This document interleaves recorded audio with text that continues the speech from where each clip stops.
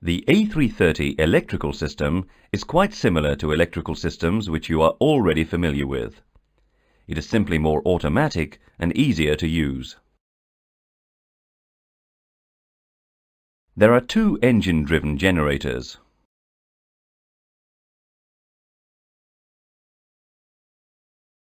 The generators maintain a constant speed by a drive mechanism known as an integrated drive generator, IDG.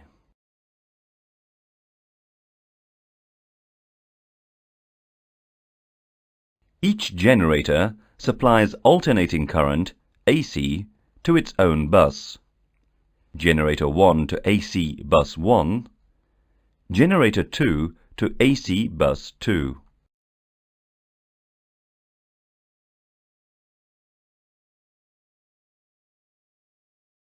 Each AC bus supplies its own transformer rectifier, TR. AC bus 1 to TR1, AC bus 2 to TR2. The TR convert alternating current into direct current, DC, to supply their associated DC buses, DC1 and DC2.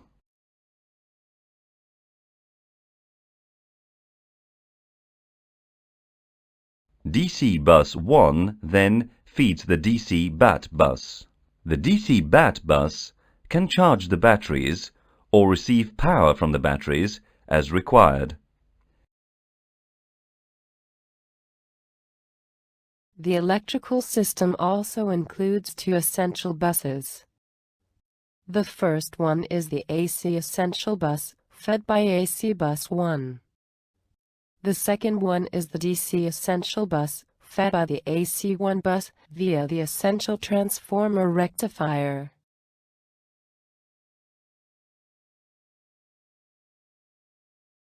This is the basic electrical system. We will now introduce some other components which supply the basic system.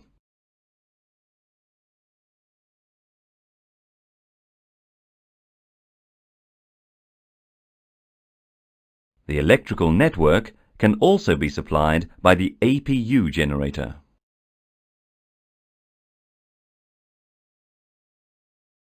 These three generators are all identical, and any one of them can supply the entire aircraft electrical needs.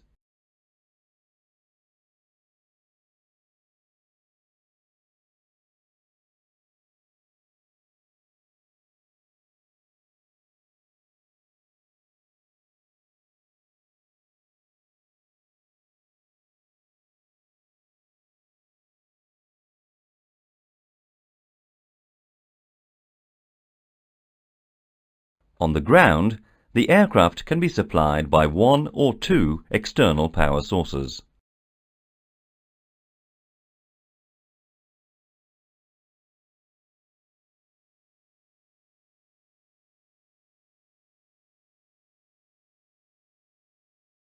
As a backup, there is an hydraulically driven emergency electrical generator, EMERGEN. It is powered by the green hydraulic system.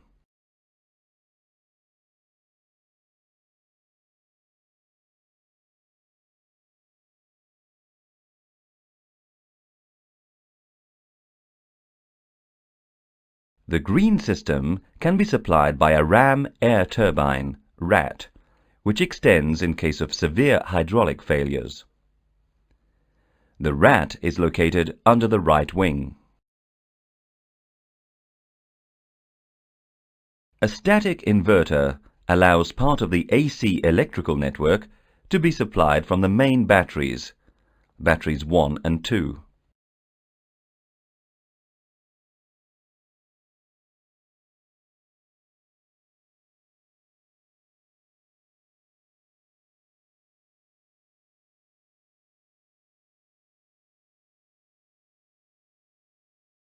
The APU TR is used to charge the APU battery.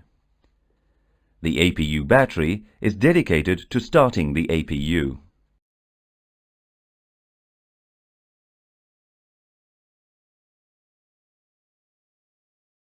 Now let's see how this information is presented to the pilots in the cockpit. We will introduce the ECAM electrical pages. There are two ECAM electrical pages, one for the AC distribution and one for the DC distribution. Usually, only one ECAM electrical page can be displayed at a time on the lower ECAM. For training purposes, we will show both at the same time.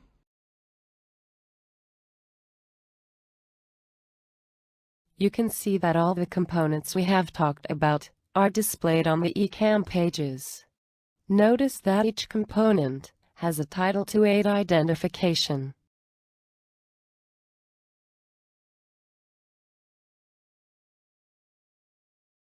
Generator 1 and Generator 2, supplying AC bus 1 and AC bus 2.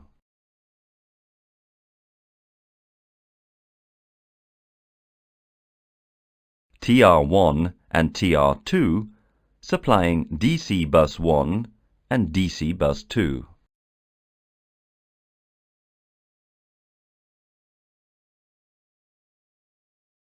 Two essential buses supplied by the left side.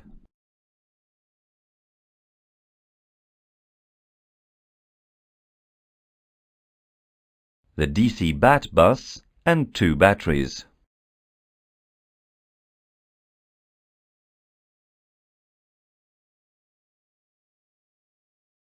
The APU TR, the DC APU, and the APU battery.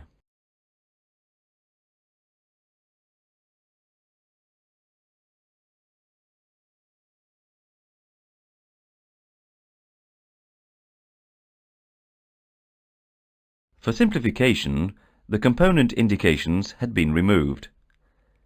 Let's now present them.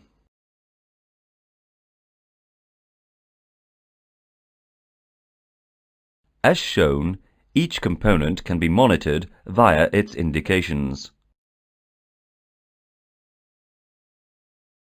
These indications are voltage, current or load for the generators, frequency, and IDG temperature.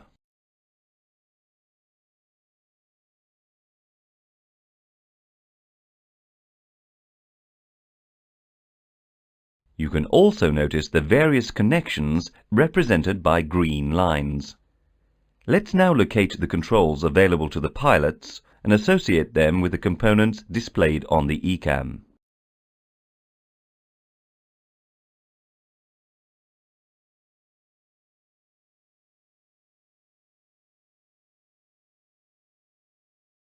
The electrical panel is located on the overhead panel.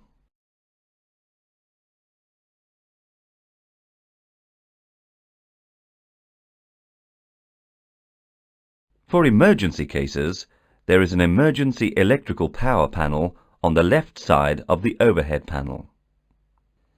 Now let's look at the relationship between the electrical panel and the ECAM electrical pages.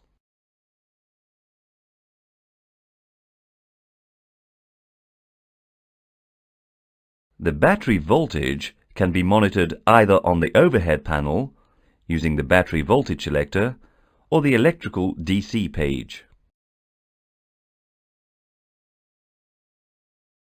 Each battery is controlled by a push-button switch.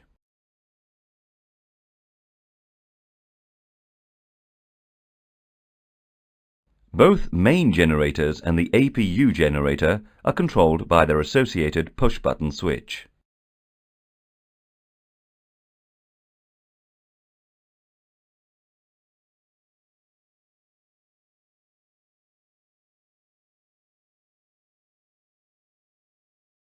The external power sources are also controlled by a push-button switch. We will learn how to use them in the normal operation modules.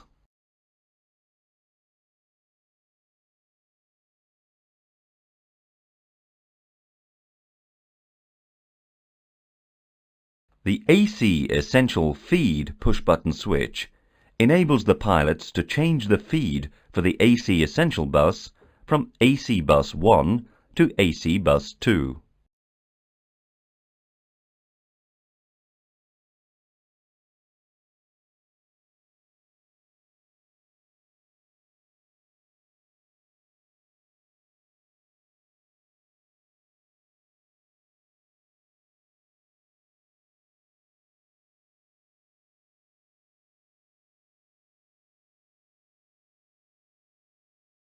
The bus tie push-button switch enables the pilots to isolate one side of the system from the other. You will see and do this in the abnormal operation modules. In case of failure, these push-button switches enable you to disconnect the related IDG from its drive shaft. Caution! If the push button is pressed for more than about 3 seconds, damage may occur to the disconnection mechanism.